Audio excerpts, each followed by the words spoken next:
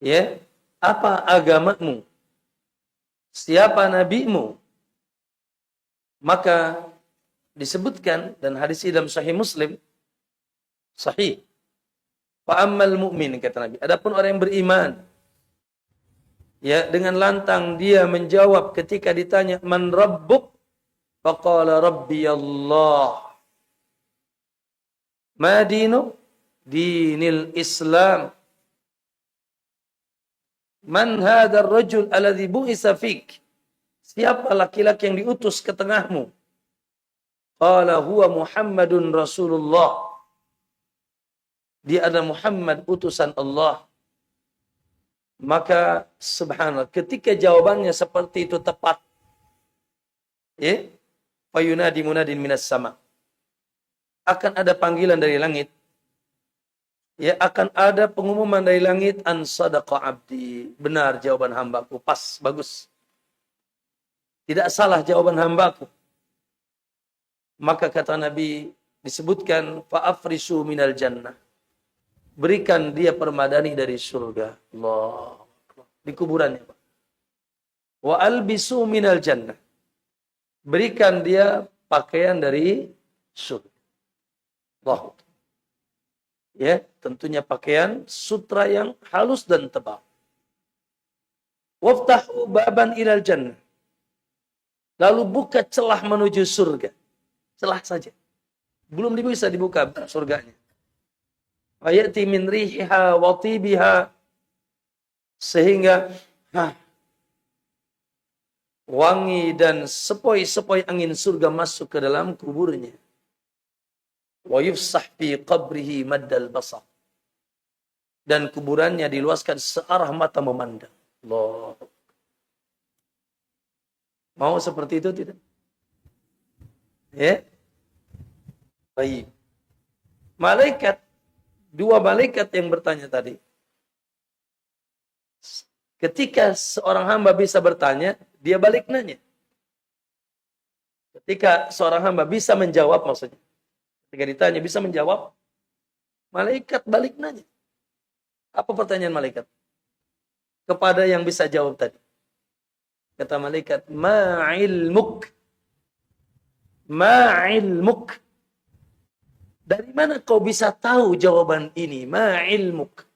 Kok bisa kau berilmu? Karena kemarin banyak yang dijejekin gak bisa. Ya? Kemarin banyak yang mati gak bisa jawab. Kau bisa jawab. Maka kata malaikat, ma'ilmuk. Dari mana ilmumu? Kau bisa jawab.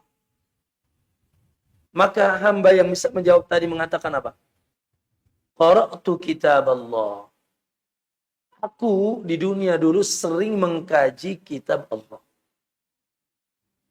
Sering ngaji. Pernah duduk di majlis i'tikaf Riyadus? Sering ngaji. Qara'tu kitab Allah. Aku dulu sering ngaji. Sering mengkaji, menelaah, mentadaburi kitab Allah. Fa'amantu bihi wa saddaqtu. Sehingga aku mengimaninya dan aku mempercayainya. Ya? Lalu fayatihi rajulun hasanul wajhi wa hasanul siyab wa tibur rih. Subhanallah, semoga cerita ini ada pada diri kita semuanya. Sehingga datanglah seseorang ya, menghampirinya. Wajahnya sangat tampan. Kemudian bajunya sangat bagus. Dan harumnya begitu dahsyat. Laki-laki datang menemani dia. Kalau dia laki-laki, laki-laki. Kalau dia wanita, wanita. Ya. Maka yang tadi ditanya dan bisa jawab dan sudah ada di taman surga tadi. Man anta, siapa kau?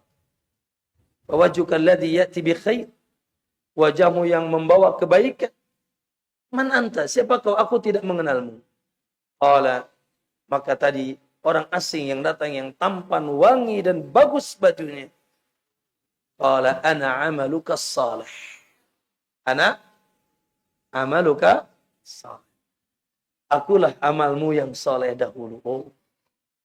Maka ma'asal muslim, kembali kepada keutamaan duduk yang jangan sampai ngantuk, bahwasanya Allahu Akbar. Yang menyelamatkan Anda di dunia dan di akhirat, dari mulai muqaddimah akhirat adalah ilmu dan amal. Ilmu dan amal. Subhanallah. Maka siapa yang ingin selamat, semangatlah menuntut ilmu. Semangatlah datang ke majelis ilmu. Ya, sehingga dengan itu kita akan selamat. Dan orang yang mendapatkan kemudahan menuntut ilmu, tentunya itu adalah orang-orang yang dikehendaki kebaikan dan baiknya oleh Allah, sebagaimana hadis kemarin kita sampaikan, man yuridillahu bi khairan yufaqihu fiddin. Siapa yang kehendaki baik oleh Allah, Allah fahamkan di agama. Baik. Kaum muslimin rahimakumullah, dan kemarin sudah panjang lebar ya tentang dasar ilmu yang harus dijadikan pegangan oleh kita. Apa, Pak Bu, sumber ilmu yang harus dipegang oleh kita? Ada berapa? Ada berapa? Ada 3. Pertama, kitabullah, Al-Quran. Alhamdulillah. Sempurna. Disempurnakan lagi penjelasannya oleh Al-Hadis. Ya.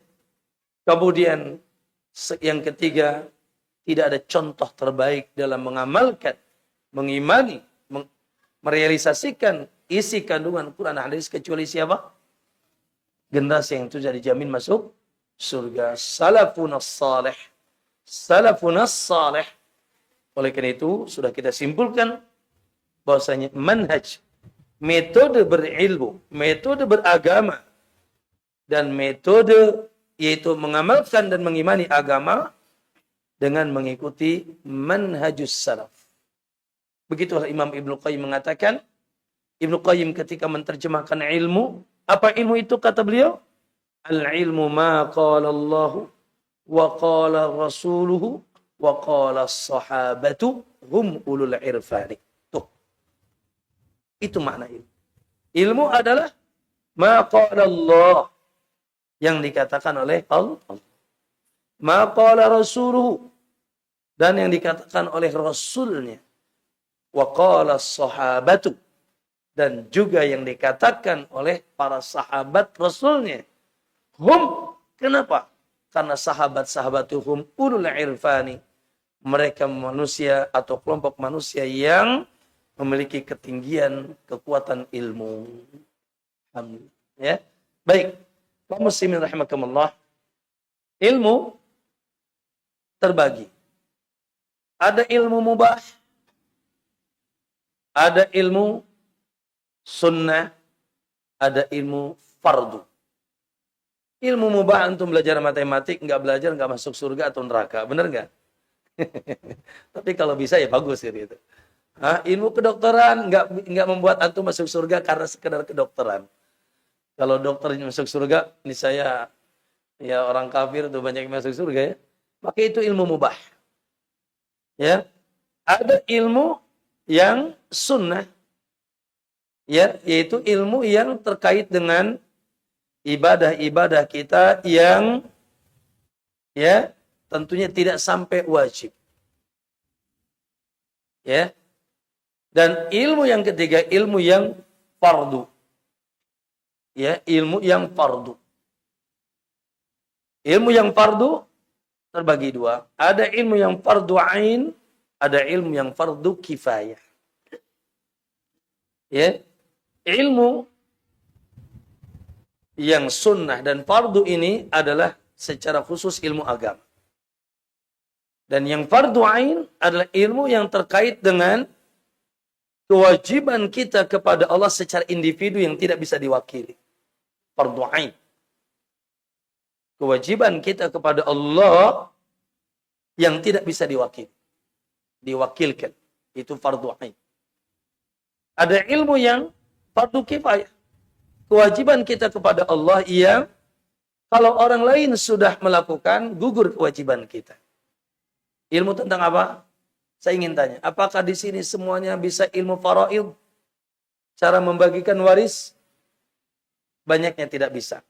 Berarti neraka semua? Tidak. Ya, selama di satu kaum ada yang bisa membagikan waris, maka gugur bagi yang lain. Tapi kalau sama sekali di satu kaum yang tidak ada yang mampu membagikan waris, dosa semua. Karena ilmu fardu kifayah. Termasuk bagaimana cara mengurus jenazah, ya, memandikan, menyolatkan, dan seterusnya. Nah, ma'asyarul muslimin, yang kita akan pelajari, ini ilmu yang mana nih? Boleh nggak antum mewakilkan wudhu ke orang? Boleh. Ya, punya anak, tolong dong wudhuin abah gitu. Atau mewakilkan sholat. Saya, istri sudah sholat, antum libur, nggak apa-apa ya? La. Ya. Maka ilmu yang akan kita pelajari adalah ilmu fardu ain. Ya, Allahu Akbar. Yang tidak bisa diwakilkan dan kewajibannya sifatnya individu. Ilmu dari fardu ain bertingkat-tingkat. Saya ingin tanya, apakah semua, maaf nih, yang ada di sini darurat untuk mempelajari ilmu tentang haji? Jawab. Tidak. Ya. Apakah darurat di sini ya mempelajari ilmu tentang zakat? Fardu ain loh. Fardu ain. Haji juga fardu ain. Ya. Tetapi tidak darurat. Maka ilmu yang fardu ain pun bertingkat-tingkat. Kenapa tidak darurat Ustaz? Pecinya masih hitam, belum haji. Masih kismin, belum bisa bayar zakat. Maka dia tidak tahu, belum tahu pun tentang ilmu zakat, tidak ada masalah. Ya. Maka ilmu fardu ain pun bertingkat-tingkat. Maka yang paling tinggi daripada ilmu fardu ain apa kira-kira? Tauhid. Itu yang tertinggi. Sudah kita bahas. Ya. Ilmu tertinggi dari ilmu fardu ain, ilmu tauhid, akidah yang lurus. Lalu setelah itu di bawahnya ilmu yang tertinggi dari fardu ain, ilmu tentang salat. Allahu Akbar. Ibadah yang tidak kenal masa. Siang malam salat. Sehat sakit salat. Mukim musafir salat. Anak kecil, orang dewasa salat. Anak kecil Ustaz, iya. Dari mulai 7 tahun Nabi sudah mulai perintahkan salat. Muru auladakum bis salah. Walaupun belum sampai wajib pendidikannya, muru. Perintahkan mulu untuk mulai salat. Berapa? 7 tahun. Wadribuhu. Apa itu? Pukul. Ya, inda asrin. 10 tahun belum mau salat, pukul. Bukan dipukulin ya, pukul. Ya. Nanti setelah itu rangkul lagi, jangan dipukulin terus. Subhanallah. Tidak ada masa di mana antum tidak sholat kecuali suatu saat antum sudah diapain? Ya, atau kewajiban sholat sudah tidak ada. Seperti apa? Sholat itu kan Muslim balik berakal. Muslim jadi kafir, ya tidak ada kewajiban, tapi dia akan dihisab. Ya, balik, belum wajib, tapi tadi kata tadi 7 tahun perintah.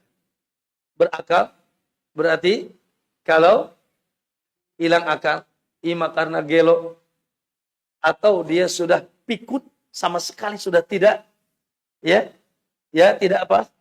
tidak sadar tentang kehidupan dia sendiri, tidak berakal lagi, maka tidak ada wajib salat.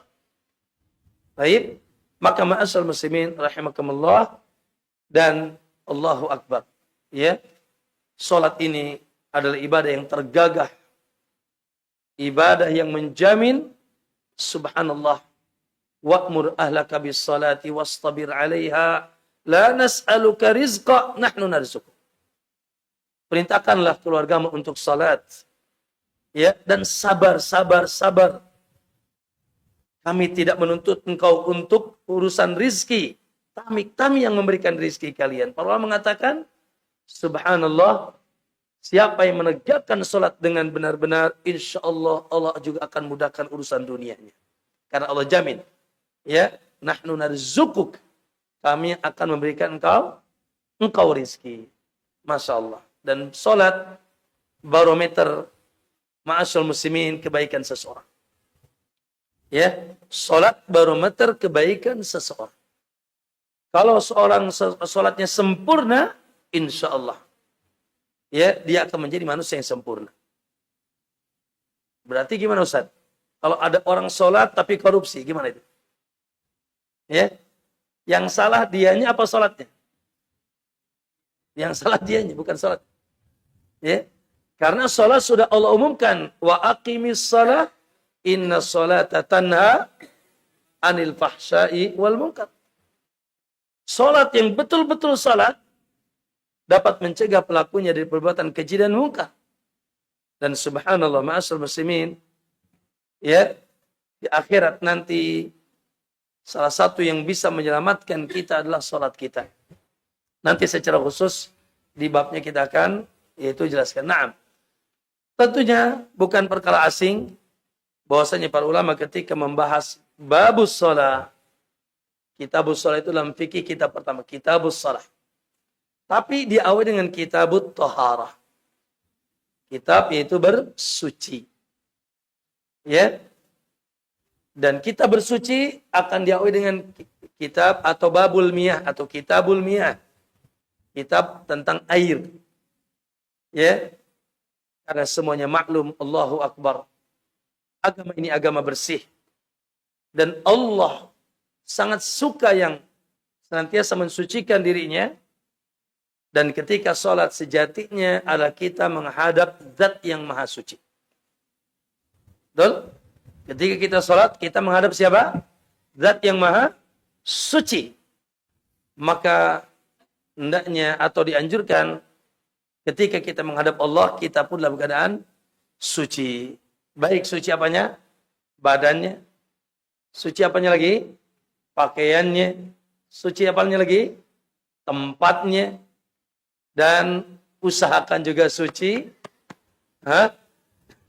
Suci apanya? Suci hatinya. Allahu Akbar lagi dongkol sama teman gimana itu? Ya nggak akan khusyuk ya. Sehingga khusyuk itu kesucian hati sebetulnya. Khusyuk adalah kesucian hati. Orang yang kotor hatinya susah untuk khusyuk. Ya. Maka walaupun itu tentunya ya beda satu sama satu, yang satu dengan yang lain. Maka ma'asyal muslimin rahimakumullah, salah satu ya kesucian yang menjadi syarat sah salat adalah suci dari najis maknawi. Najis maknawi yang dikenal dengan apa? Hadas. Najis maknawi, najis itu ada dua. Ada najis zahir yang nampak, ya, terlihat, tercium. Baik ya. Ada warnanya, ada jirimnya, kotoran, buang air kecil, dan seterusnya. Ada yang tidak nampak. Ya, mohon maaf antum pakai dasi, pakai jas atau jubahnya bagus, ya. Kemudian masalah minyak nyong-nyong, wangi badannya kan. Apakah otomatis bisa langsung sholat? Bersih bajunya. Badannya bersih, baru mandi, pakai minyak wangi. Apakah otomatis bisa langsung salat? Tidak mesti. Mungkin dia tadi mengeluarkan bom, ya, gitu ya, buang angin, ya. Baik. Maka berarti dia memiliki najis yang tidak terlihat. Namanya najis maknawi. Yang dikenal dengan apa namanya? Hadas. Dan sepakat para ulama dari dalil-dalil yang ada, hadas itu ada yang bisa disucikan dengan mandi, tidak bisa dengan sekedar mencuci sebagian anggota. Disebut hadas apa namanya? Hadas besar. Ya, dan penyebab-penyebabnya maklum. Apa? Wanita selesai haid. Ya. Apa lagi, Pak? Keluar air mani atau menggauli istrinya walau tidak keluar air mani dari hadas-hadas besar. Dan ada hadas yang cukup ya untuk dicuci sebagian anggotanya saja. Itulah yang kita kenal dengan apa? Wudu. Ya, entah itu dengan buang angin atau air madi, wadi, tidur yang terlelap, yang sampai lupa dan tidak ingat apa-apa. dan seterusnya. Ya, kaum muslimin rahimakumullah. Oleh karena itu, insya Allah ini pengulangan saja.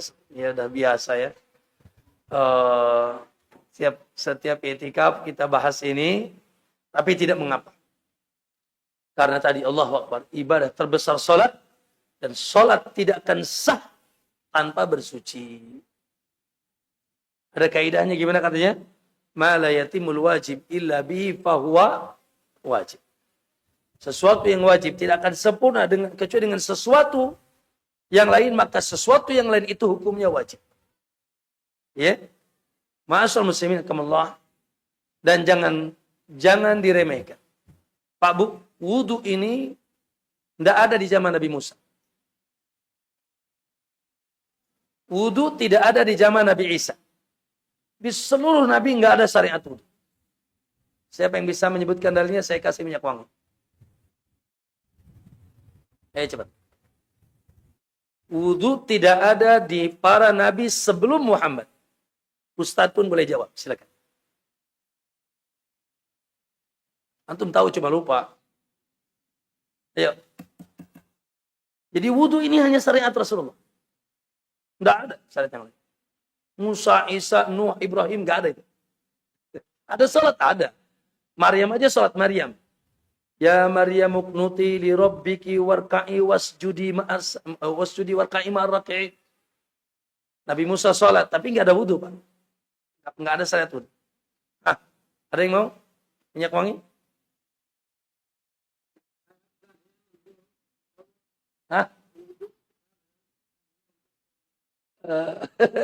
Baik, tapi belum tepat.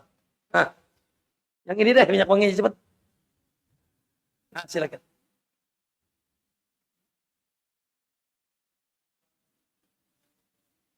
Masya Allah.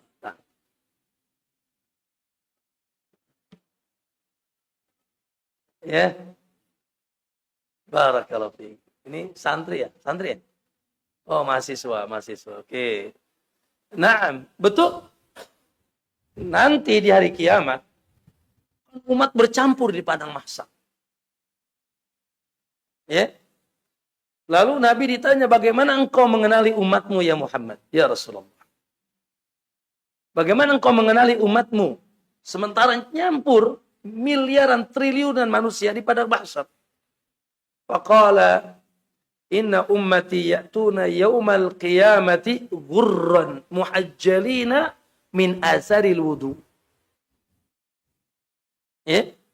Umatku akan datang dari kiamat, wajahnya bercahaya dan tangan kakinya bercahaya. Tangan dan kakinya bercahaya. Apa? Bekas basuhan wudu. Tuh. Ya. Jadi Nabi akan mudah mengenali umatnya. Ya, dengan wudu, ya, dengan itu bekas cahaya bekas basuhan wudunya. Baik, ma'asyiral muslimin rahimakumullah. Oleh karena itu, jangan asal-asalan nih. Dan wudu ibadah. Bahkan wudu ibadah sebelum salat. Ya. Karena ada orang wudunya koprat, kapret, keprot. Asal-asalan. Saking malasnya tuh buka keran, taruh muka, taruh tangan, taruh kaki, gini.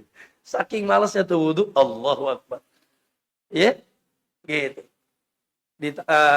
Dan juga tentunya kembali tuntunan ini tuntunan yang sangat sempurna, ya, sehingga kita berusaha kembali kepada tuntunan Nabi SAW. Baik. Ini tadi sudah dijelaskan ya. Bersih itu perintah Allah, wasiyabaka fatahhir. Kita lewati saja. Allah suka orang yang bersih. Ya. Naam. Dan at-tahuru syatrul iman. Ya, suci sebagian daripada iman. Iman di sini dalam ayat ini, dalam hadis ini salat. Iman dalam hadis ini salat. Karena Allah sebutkan salat dalam Al-Qur'an dengan iman. Ya. Kemudian tahur di sini adalah wudu secara khusus. Dan Allah memuji, subhanallah, Pak Bu, Allah memuji orang-orang yang ada di Masjid Kuba dengan ayat ini. Di antaranya mereka orang yang suka bersuci dengan air. Fihi rijalun yuhibbuna an yatatahharu wallahu yuhibbul mutahhirin.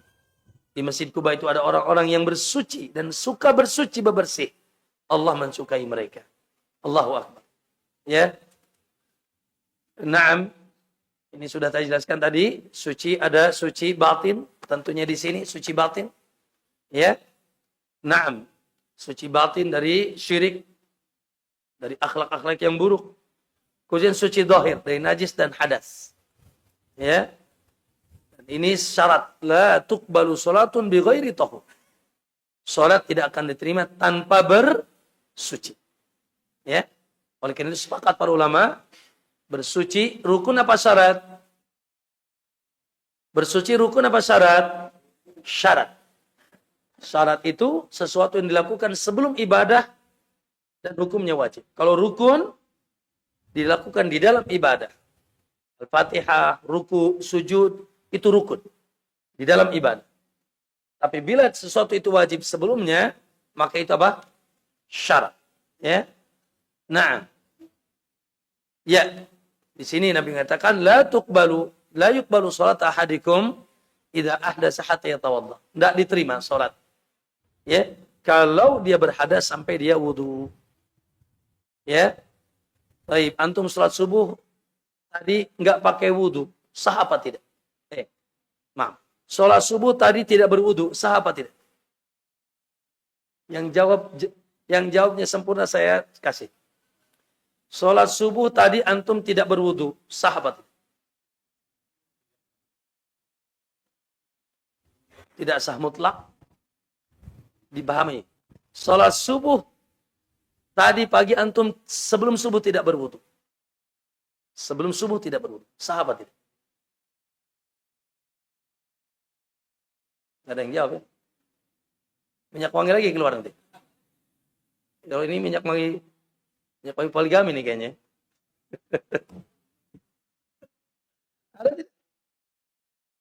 Sebelum subuhnya dia tidak berwudu. Sebelum subuh dia berwudu. Apa tidak? Ya itu mah anekdot aja sih. Ya, bisa sah bisa tidak. Kalau dia dari Isya tidak batal, nggak usah berwudu. Ya, sebagaimana Imam Syafi'i. Imam Syafi'i terkadang tidak wudu lagi sebelum subuh. Ya, karena dia tidak pernah tidak batal. Kayak teman kan mungkin pada Isya ngaji terus. Ya subuh nggak usah berwudu lagi. Mohon maaf. Baik. Ma'asal muslimin. Ya. Selanjutnya kita mengenal makna wudu. Wudu secara bahasa dari wadha'ah. Daw itu apa tadi? Cahaya. Daw. Wadha'ah bercahaya, bersinar-sinar. Itu secara bahasa dari wadha'ah. Ya. Adapun secara istilah asta'abudillah ya bisti'malil ma fi a'dha'in maksusah ya turfa'u bihi ma yumna'u sihhatas shalah. Lihat di sini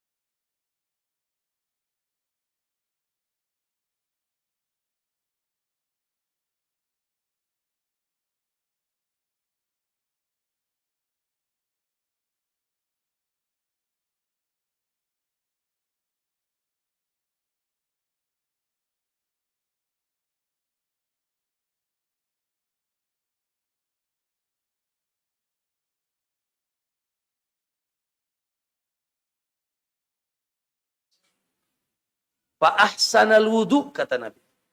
Nah, salah satunya Nabi mengatakan, ya, innal abdal muslim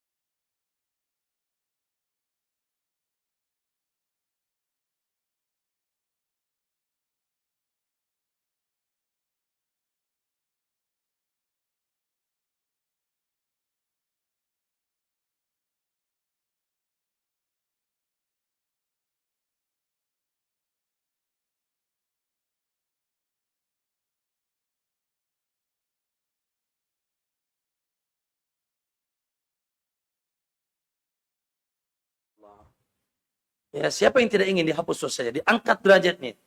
Maka sontak sahabat mengatakan, qalu ya Rasulullah, bala. Qala isbagul wudu'i indal makari. Sempurnakan wudu. Khususnya ketika kondisi antum kurang suka.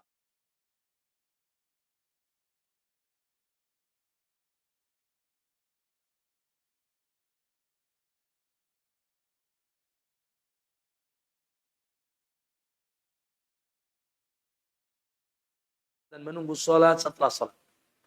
Itu penghapus dosa, pengangkat derajat. Nih, ya, ma'asyarul muslimin, tadi salah satu yang disebutkan oleh al-akh. Nanti di hari kiamat, Pak Bu, ya, cahaya seseorang di badannya sampai basuhan air wudunya. Subhanallah. Makanya Abu Hurairah, hadis ini dari Abu Hurairah.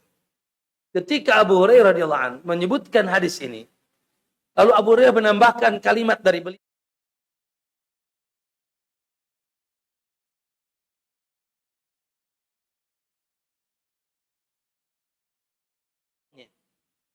Ya, cahaya yang pada anggota wudunya, maka lakukan. Makanya pas muka, ya sampai ke ubun-ubun boleh. Tapi jangan sampai ke sini ya, badan terus. Pas tangan, sebagaimana Nabi, kalau tangan beliau sempurnakan sampai apa? Ininya apa ini? Lengan.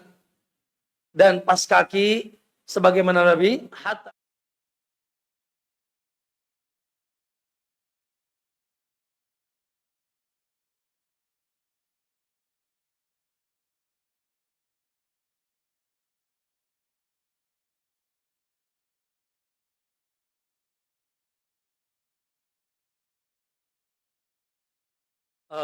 Umat Muhammad dengan umat yang lain, ya. Barakallahu fikum. Nah, kaum muslimin rahimakumullah, ya. Selanjutnya terkait dengan tata caranya. Dan insya Allah, ya, ini bukan ya ilmu baru ya. Bahkan setiap hari kita sudah berwudu, tinggal kita sempurnakan. Ya. Hadis para ulama mengatakan, hadis yang paling sempurna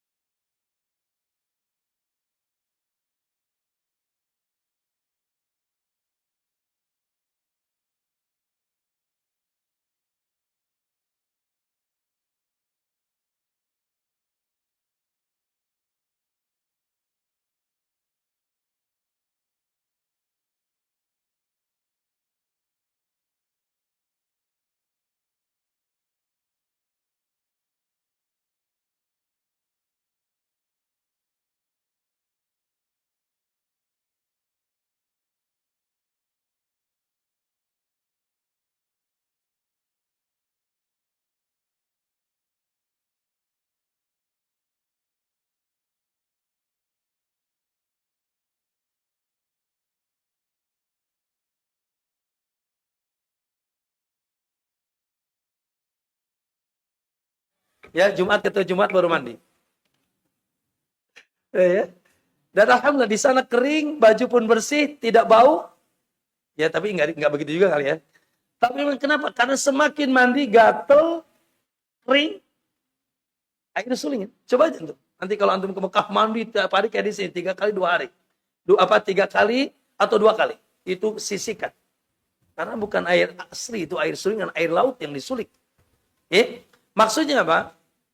Di zaman Nabi SAW, ya tidak ada air berlimpah. Ya sehingga, ya untuk mendapatkan untuk berwudu menggunakan air yang sedikit di bejana yang sedikit. Di bejana yang sedikit. Dan di zaman Nabi tidak ada tempat wudu dan kamar mandi di masjid, nggak ada. Di zaman Nabi tidak. Makanya hadis-hadis tentang wudu di mana? Di rumah. Man tawaddo man tatahhara fi baitihi. Siapa yang bersuci di rumahnya? Ya summa ata ilal masjid, lalu dia datang ke masjid dan seterusnya. Bab bersuci itu di zaman Nabi di rumah, karena di masjid tidak ada tempat wudu dan kamar mandi. Intinya bahwasanya air itu sedikit. Makanya lihat Utsman ketika minta air wudu dibawakan 1 bejana kecil. Saya akan jelaskan ini karena saya punya tujuan sebetulnya. Ya, nanti tujuannya di akhir. Yaitu lalu kita bacakan ya. Lalu Utsman fa'afragu ala yadayhi wa ghassalahuma salasan. Utsman mencucurkan air ke tangannya 3 kali. 1 cur, dicucurkan. Ingat ya, dicucurkan. 2, ya, 3 dicucurkan. 3 kali. 3 kali. Nah, di sini, summa adkhala yaminahu fil ina. Lalu beliau memasukkan tangan kanannya ke bejana.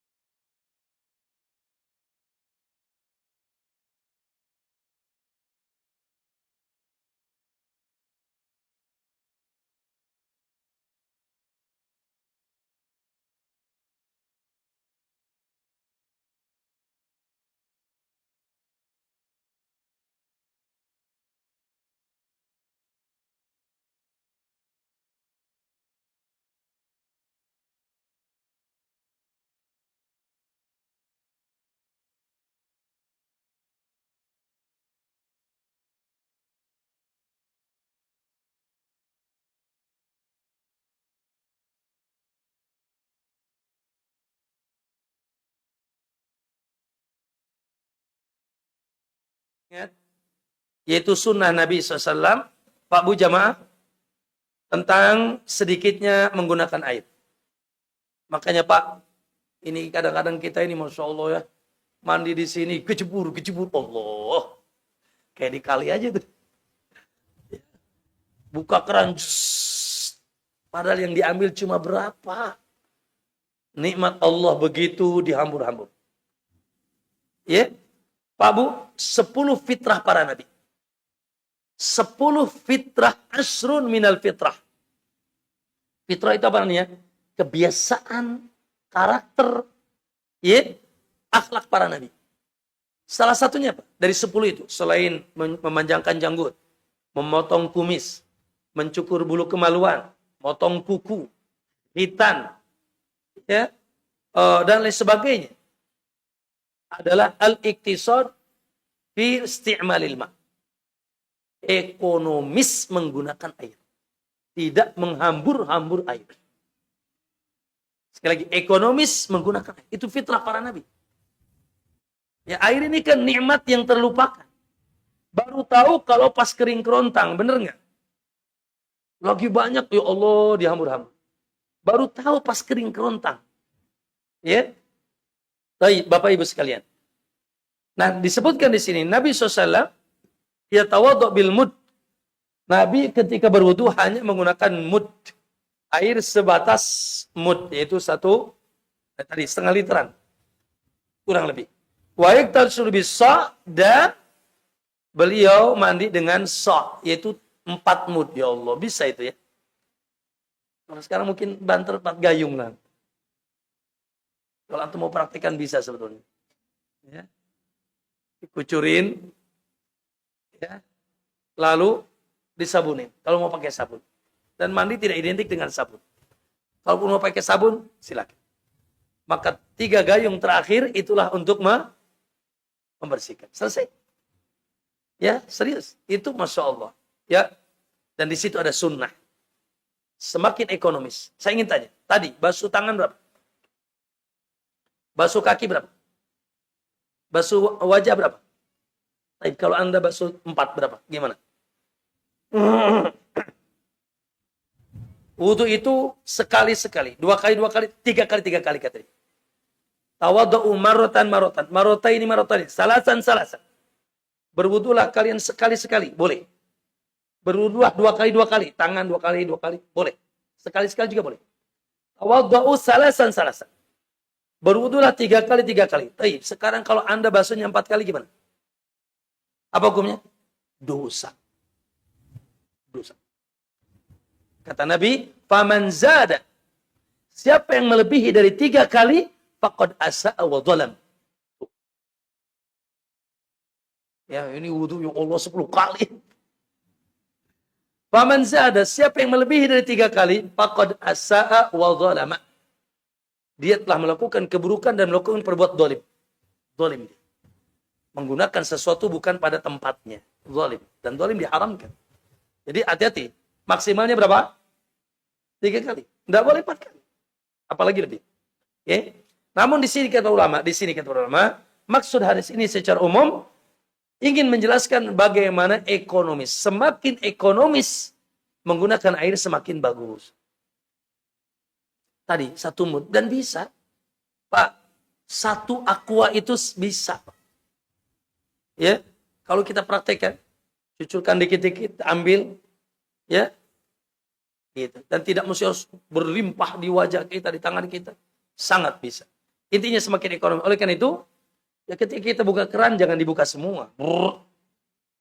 Kalau bisa sih buka tutup, buka ambil tutup lagi, buka ambil tutup lagi. Masya Allah, ya, sehingga listrik untuk bayar jet pump pun semakin semakin sedikit, ya. Baik. Nah, tuh ini hadisnya tuh, lihat, ya. Nah, kata Nabi, al-wudu'u salasan wa hakadal wudu'. Begitulah wudu. Faman zada ala hadha faqad asa'a wa ta'adda wa dhalam. Tuh lihat. Siapa yang lebih dari 3 kali jelek, melampaui batas dan zalim. Kalau lebih dari 3 kali. Paham ya? Oke. Ma'asyiral muslimin rahimakumullah. Yang selanjutnya, Pak, ini rincian ya. Disunahkan bersiwak sebelum wudu, siwak dulu. Subhanallah ya. Kita ini ajarkan minimal antum tahu. Dan minimal antum mengamalkan walaupun sekali. Perkara-perkara sunnah ini. Siwak. Siwak itu membersihkan mulut dan yang sekitarnya, gigi. Baik dengan kayu arak, ya, kayu siwak yang kita tahu dan itu yang dipakai di zaman Nabi. Ya. Ataupun sekarang dengan teknologi yang baru, odol, sikat gigi, ya. Dan secara umum apapun yang bisa membersihkan. Bisa pakai sikat kamar mandi. Ya. Dulu orang tua kita pakai jarinya atau pakai apa itu namanya? Serabut kelapa, macam-macam. Siwak, bersiwak. Disunahkan bersiwak. Nabi katakan laula an asyqa ala ummati, andai kata tidak memberatkan umatku amartuhum bisiwaki inna ma'a kulli wudu. Saya aku akan perintahkan. Sayang, hanya saja Rasulullah sang penyayang tahu kalau sampai wajib ini memberatkan. Tapi andai kata aku tidak memberatkan sama umatku. Berarti di sini ada keinginan Nabi ingin menekankan. Cuma khawatir memberatkan. Akhirnya tidak sampai wajib. Ya, akhirnya tidak sampai wajib. Padahal ingin hati menekankan. Berarti ini sesuatu yang penting. Ya, yang baik maksudnya ya, untuk dilakukan sebelum wudu. Jadi yang kedua Pak, bersiwak. Selanjutnya niat. Ya, na'am. Innamal a'malu binniyat. Amalan dunia saja antum pasti pakai niat lah. Baik, pagi-pagi pergi kemana coba? Ya, kalau yang di pabrik perginya kemana? Ya, maka hukum asalnya perginya ke pabrik. Ya, karena kalau perginya harus izin sama istri ke pabrik, ternyata dia perginya ke janda, heran. Berarti itu merubah niat berarti. Ya, maka niat, apalagi urusan ibadah dan agama. Ya. Dan ini sepakat para ulama syarat, kecuali Abu Hanifah enggak mesti. Abu Hanifah enggak mensyaratkan niat. Abu Hanifah katanya ini ibadah yang sifatnya bebersih, enggak perlu niat. Yang penting yang sahih niat. Ini jumhur. Dan tentunya Pak Bu Jamaah, ya, niat amalan hati. Jadi sering kita sampaikan, ya sepakat para ulama, an-niyatu mahaluhal qalb. Niat tempatnya di hati di sini. Dan tidak ada syariat yang dicontohkan, dituntunkan oleh Nabi untuk menyandingkan lisan di dalam niat. Atau melafadzkan niat. Ya. Oleh karena itu mohon maaf. Kita ini terkadang dari dulu sudah terpatri dengan ajaran nenek moyang kita, merasa tidak sah kalau tidak nawaitu soma ghadib. Tidak sah kalau tidak nawaitu wudu'a, usolli dan seterusnya. Ya, itu merasa tidak sah. Ya, maka subhanallah ma'asyiral muslimin, secara ya kebutuhan tidak ada. Karena niat itu di sini. Dan secara tuntunan, ditambah secara tuntunan sama sekali tidak ada. Sehingga kalau antum melafadzkan niat, dengan menganggap niat itu, melafadzkan niat itu bagian daripada tuntunan ibadah, berarti antum sudah mendatangkan sesuatu yang baru yang Nabi tidak ajarkan. Dan ini diharamkan dalam agama kita. Nabi mengatakan, iyyakum wa muhdatsatil umur. Awas jangan kalian mengadakan perkara yang baru yang tidak aku contohkan. Fa inna kulla muhdatsatin bid'ah wa kulla bid'atin dhalalah. Setiap yang baru bid'ah dan bid'ah itu sesat. Baik. Maka di sini oleh karena lihat saya nukil dari kitab Zadul Ma'ad. Ya, Al-Imam Ibnu Qayyim mengatakan tidak ada syariat melafadzkan niat. Gurunya Al-Imam Ibnu Taimiyah berkata, tempat niat di dalam hati, bukan lisan. Dengan kesepakatan para ulama dalam seluruh ibadah, maka tidak disyariatkan mengeraskan niat dan mengulang-ulangnya. Barang siapa yang meyakini bahwa mengeraskan niat itu termasuk agama dan ibadah, maka dia telah melakukan sesuatu yang baru dalam agama. Ya, maka setelah kita tahu ilmunya tinggalkan. Tapi gimana dong Ustaz? Cara niat gimana? Pertanyaan antum cara niat gimana? Karena obsesi antum niat itu di lidah. Atau dia harus disertai dengan lidah. Betul tidak? Pertanyaan antum cara niat gimana? Karena antum sudah terpatri, terobsesi. Ya, diajarkan dulu niat itu nawaitu usolli. Padahal niat itu nggak usah ditanya. Saya ingin tanya. Bentar lagi ini sholat duhur. Dan sebagian antum belum punya wudhu. Oke? Adzan duhur. Antum lalu bergegas ke tempat keran. Mau ngapain? Woi, mau ngapain? Mau wudhu. Setelah itu antum buka keran. Mau apa itu? Mau berwudhu. Itulah niat. Selesai. Itulah niat. Itulah niat. Nggak mungkin antum datang ke sana, ya. Sementara antum memang ingin wudhu, nggak mungkin antum tidak niat. Itulah niat. Baik. Setelah itu qomat dikumandangkan. Lalu antum berbaris di belakang imam. Berbaris di belakang imam. Sholat duhur nanti. Mau ngapain? Nonton imam. Mau ngapain? Hah? Gerak jalan. Nah, yakin 100% antum sudah siap. Dan niat kuat antum mau sholat duhur. Itulah niat. Jadi Allah nggak usah dikasih tahu lagi. Allah sudah tahu ente berada di belakang imam mau ngapain? Nggak usah dikasih. Ya. Adapun perkataan nggak sempurna, khawatir kurang sempurna, kurang kuat. Ya. Nah ini namanya meragukan niatnya sendiri. Ya. Sehingga harus dijelaskan. Ya, saya sholat, musolli, fardul maghrib, fardul dhuhri, arba'a raka'atin, mustaqbilal qiblatnya Allah sebenarnya. Ya, aku sholat duhur 4 rakaat ngadep kiblat, imaman atau makmuman. Allah sudah tahu itu. Ya, enggak usah dijelaskan lagi. Karena niat amalan hati. Gitu ya. Jangan-jangan nanti antum tambahin lagi biar sempurna. Imamnya Ustaz Fakhruddin di Riyadhus Shalihin tanggal sekian. Ayo aja terus. Sehingga banyak orang yang was-was, Pak, dengan niat ini. Ya. Ada orang mengulangi usolli, enggak jadi lagi. Usolli, enggak jadi lagi. Usolli, enggak. Oh, itu imam sudah mau ruku, dia masih usolli. Ada sebagian usolli.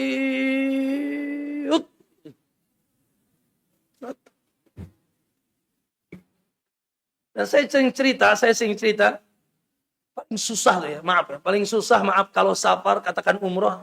Maaf ya, dengan teman-teman kita dari kampung gitu ya. Yang obsesinya niat itu di lidah. Bapak-bapak, ibu-ibu, kita di perjalanan safar, ya, kita sholatnya jamak qashar saja. Aduh, Ustaz, biasa baca tuh hafal niat nak.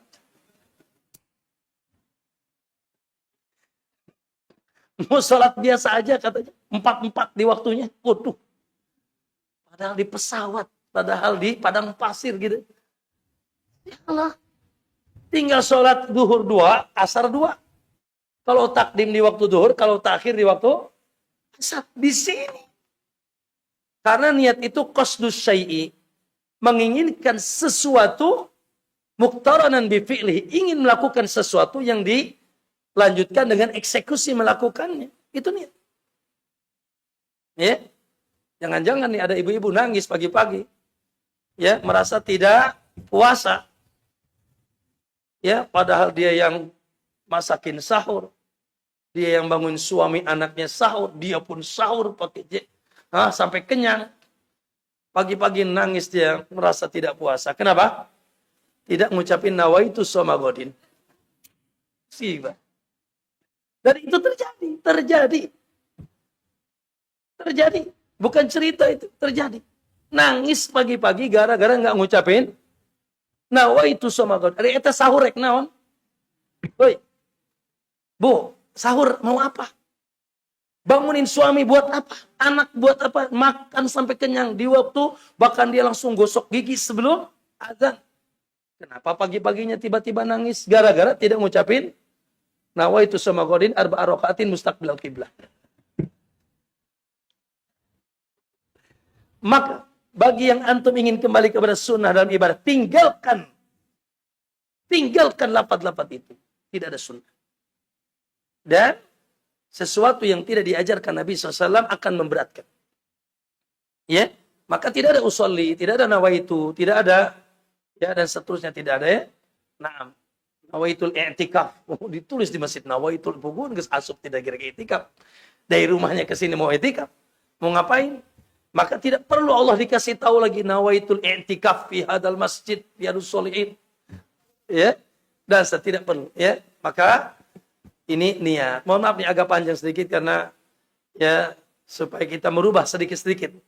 Ya, amalan-amalan yang terkadang ya sudah menjadi kebiasaan kita, rutinitas kita, padahal secara sunnah sama sekali tidak diajarkan Nabi SAW. Baik. Selanjutnya membaca basmalah. Membaca bismillah. Nah, ya, secara umum setiap perkara yang baik, kullu amrin tibalin la yubtada'u bi bismillahirrahmanirrahim fa huwa aqta. Ya. Setiap amalan baik tidak dimulai dengan bismillah, maka sedikit berkahnya. Maka diucapkan bismillah. Apalagi ada hadis, namun hadisnya lemah. Ya, la wudu'a liman lam yadhkur ismallah. Tidak ada wudu bagi yang tidak mengucapkan nama Allah. Andai kata hadis ini sahih pun dimaknakan tidak sempurna wudu seseorang, bukan tidak sah. Tidak sempurna wudu seseorang kalau tidak mengucapkan bismillah. Maka ma'asyar muslimin, di sini lihat, ya, Imam Malik, Syafi'i, dan riwayat dari Imam Ahmad adalah sunnah. Karena secara umum bismillah dan perkara baik sunnah. Begitu banyak cerita tentang sifat wudu Nabi tidak dilakukan dengan menyebutkan bismillah, ya, maka hanya sunnah, tidak wajib. Karena ada pendapat mengatakan wajib.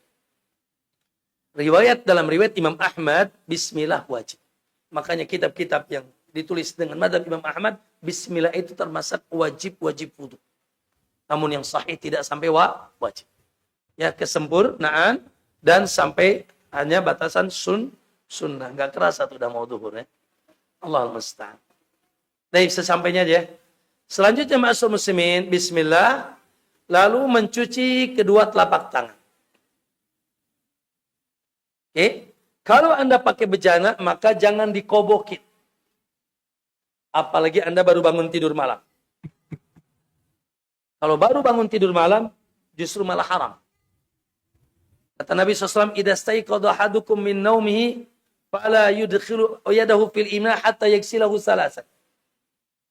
Kalau kalian baru bangun tidur, maksudnya tidur malam, ya, maka jangan sekali-kali memasukkan tangannya ke bejana sampai cuci dulu 3 kali. Kenapa? Fa innahu la yadri aina batat yadah. Karena dia tidak tahu di mana keberadaan tangannya ketika tidur. Mungkin ngupil. Mending ngupil yang ini. Coba cebok belakang. Ya. Gitu. Ada najis. Mungkin ada apa lagi? Ada cecek, ya, atau ada tikus nginep di sini, kita tidak tahu. Najis. Dan subhanallah, mohon maaf, ada cerita, ya. Ada seseorang ingin menguji hadis ini. Na'udzubillah. Ingin nguji, ngetes hadis ini. Aku enggak perlukan, kata Nabi, cuci karena kalian tidak tahu di mana tangan kalian berada. Tidak tahu apa yang dilakukan tangan kalian. Lalu dia uji, aku nih tahu di mana tanganku. Akhirnya apa? Dia tidur, dia ikat tangannya di ranjangnya. Ya, dan dia bungkus. Dengan asumsi dia tahu di mana tangannya. Dan tidak terkena najis. Subhanallah, na'udzubillah. Ya, karena dia ingin ngetes dan menguji hadis Nabi SAW. Seakan-akan Nabi berkata sia-sia. Ya, maka pas bangun tidur, na'udzubillah, tangannya ada di dalam boolnya. Diadab oleh Allah Subhanahu Wa Taala. Diadab oleh Allah, bangun tidur, tangannya ada di dalam boolnya. Na'udzubillah, mau ngetes lagi nggak tuh? Baik, ya. Namun tentunya sekarang babnya bab keran, ya, maka ya sudah kita cuci, ambil air, ya. Pakai keran itu kebiasaannya kita buka, ya. Walaupun bagusnya sih buka tutup, ya. Ambil, ya, buka, ambil, tutup. Kemudian kita satu, ya. Dan secara umum, kalau antum ingin amalkan, secara umum, sebagaimana hadis Utsman tadi, mengambil air untuk wudu itu dengan tangan kanan. Satu telapak. Itu secara umum. Boleh begini. Tapi lebih sunnah lagi begini dan lebih ekonomis. Maka kita ambil seperti ini, lalu kita cuci. Ambil lagi, kita cuci lagi. Kalaupun dicucur, ya cucurnya dikit aja, jangan ya. Cucur pelan-pelan, maka kita 1, ya, 2, sambil di sela-sela. Kalau memang dicucurkan. Mana yang lebih mudah silakan. Ya, lebih ekonomis, lebih baik. Intinya mencuci telapak tangan, ya. Sebentar. Berapa kali? 3 kali. Setelah itu berkumur-kumur memasukkan air ke hidung. Kata Nabi, balik fil istinsyak. Berlebihanlah kalian dalam berkumur-kumur illa antakuna shaiman, kecuali dalam keadaan puasa. Nah, ini kita lagi puasa nih. Jadi hukum asalnya berkumur-kumur itu sambil dihirup, walaupun tidak berlebihan, ada air yang kita hirup, ya, lalu kita yaitu semburkan istinsyak. Berlebihanlah dalam berkumur-kumur, dalam beristinsyak. Dalam itu memasukkan air ke hidung, kecuali puasa. Gimana kalau puasa, Ustaz? Puasa cukup tangan yang sudah basah dimasukkan ke hidung. Kan khawatir ini salah satu lubang yang bisa, ya, kalau berlebihan sampai ke lambung dan bisa membatalkan puasa kita. Ya, idza tawadda'ta famadmid, ini tentang wudu madmadah. Al-Imam Syafi'i dan Imam Malik, Abu Jamaah, ya, istinsyak dan kumur-kumur sunnah. Imam Ahmad mengatakan wajib. Ya, apa perbedaan mereka? Imam Ahmad mengatakan bahwasanya kumur-kumur, ya, mulut dan hidung itu bagian daripada wajah, dan wajah wajib dibasuh. Ya. Kemudian adapun Imam Ahmad, Imam Syafi'i, Imam Malik mengatakan wajah itu yang terlihat secara jelas ketika berhadapan. Ya, sehingga sesuatu yang tidak terlihat ketika berhadapan secara jelas itu tidak termasuk wajah. Hidung lubangnya kelihatan enggak? Enggak. Mulut dalamnya kelihatan enggak? Enggak. Ya, maka di sini Imam Syafi'i mengatakan berarti bukan termasuk wajah, sehingga tidak sampai wajib sebagaimana wajibnya wajah dibasuh. Oke? Wallahu alam, terlepas dari perselisihan itu, hendaknya kita jangan tinggalkan, ya. Adapun saya sampai hari ini masih tenang dengan pendapat yang sampai tidak wajib. Ya, tidak sampai wajib, ya. Walaupun sekali lagi tidak sampai ditinggalkan. Caranya, Pak Bu, mengambil air dengan tangan kanan, sebagaimana tadi hadis Utsman, ya, lalu masukkannya ke dalam mulut dan hidung. Jadi cukup sedikit aja. Masya Allah, nah, itu mah setelah makan daging onta kali. Ya, nah, sedikit saja. Satu telapak masukkan dan sebagian hirup dengan tangki ini, ya, gitu. Dan masukkan air ke dalam hidung dibantu dengan hisapan napas.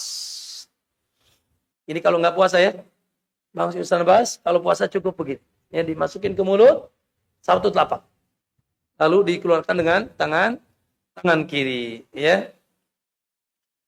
Disunahkan mengambil air tuh dengan satu telapak kanan. Ini kalau antum mau benar-benar nih ikutin sunnahnya nih. Ya, lihat riwayatnya dalam Sahih Muslim. Famadmada wastansyaqa min kaffin wahidatin.